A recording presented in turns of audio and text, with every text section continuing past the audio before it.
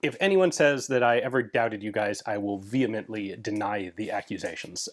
Thank you guys for crushing this stretch goal as well. So we will be adding a section on the semi-auto Valmet rifles into the book, and this is one that's actually going to cover a fair amount of ground, everything from the very first M62 milled receiver semi-autos that Valmet released onto the commercial market as semi-autos, through a number of the military projects turned civilian semi-auto options like the M71 with the early stamped receiver design, some of the early folding stock guns, in fact, like that one, as well as, of course, the M82 bullpup, and then all the way through the M92, the civilian semi-auto version of the RK95, which is only available in Europe and was only made in really quite small numbers. So that's all coming. That's going to be a bit of extra work for me, but I will get on to it.